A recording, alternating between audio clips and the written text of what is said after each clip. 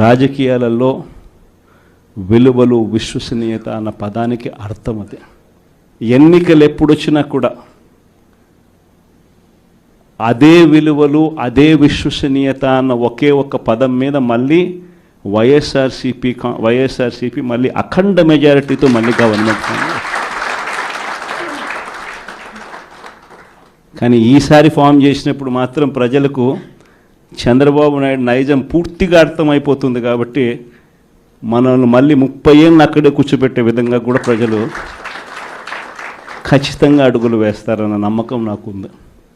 ఎందుకంటే ఈరోజు ఒకవైపున ఇచ్చిన హామీలన్నీ కూడా పక్కకి వెళ్ళిపోవడం అన్నది ఒక ఆస్పెక్ట్ అయితే, రెండో ఆస్పెక్ట్ ఏమిటి అని అంటే ప్రతి వ్యవస్థ నిర్వీర్యమైపోయింది.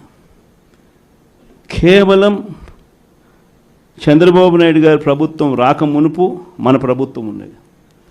మళ్ళీ మన ప్రభుత్వంలో ఎలా ప్రతిదీ కూడా ఎలా పగడ్బందీగా ఎలా జరిగింది, చంద్రబాబు నాయుడు ఎందుకు చేయలేకపోతున్నాడు, ఈ చర్చ ప్రతి ఇంట్లోనూ కూడా జరుగుతూ ఉంది. ప్రతి పథకము కూడా ట్రాన్స్పరెంట్గా పారదర్శకంగా ప్రతి ఇంటికి చేర్చే పరిస్థితి నుంచి ఈరోజు అన్ని కొలాప్స్. కేవలం 9 నెలలు. ఒకవైపున వ్యవస్థలన్నీ కొలాప్స్, మరోవైపున ఏది చూసినా స్కామే. ఏ గ్రామంలో చూసినా బెల్ట్ షాపులు.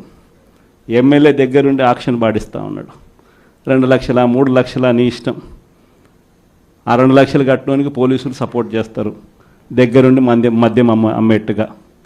ఎంఆర్పి రేటుకు వాళ్ళు కొనుక్కుంటారు, ఎంఆర్పి రేటు ప్లస్ ఇలా ప్రాఫిట్ వేసుకొని వాళ్ళు అమ్ముతారు. ఏ గ్రామంలో చూసినా కూడా ఏ బంకులో కూడా ఈరోజు మద్యమే కనిపిస్తూ ఉంది. మొట్టమొదటిసారిగా గవర్నమెంట్ నడుపుతా ఉన్న మద్యం షాపులను తీసేసి ప్రైవేట్ వాళ్ళని తీసుకొచ్చేసినారు. ఇసుక ఎక్కడ పడితే అక్కడ డబల్ ద రేటుకి అమ్ముతూ ఉన్నారు. ప్రతి నియోజకవర్గంలోని పేకాట క్లబ్బులు ఎక్కడ పడితే అక్కడ కనిపిస్తూ ఉన్నాయి.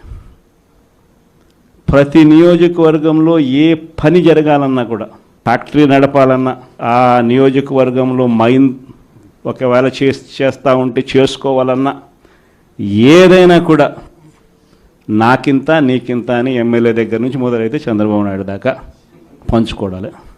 ఇవన్నీ కూడా ఏ స్థాయిలో జరుగుతూ ఉన్నాయనంటే, నిజంగా ఈరోజు వైఎస్ఆర్సీపీ పార్టీ కానీ వైఎస్ఆర్సీపీ ఎమ్మెల్యేలు కానీ ఈరోజు నిజంగా చాలా మంచోళ్ళ కింద కనిపిస్తూ ఉన్నారు.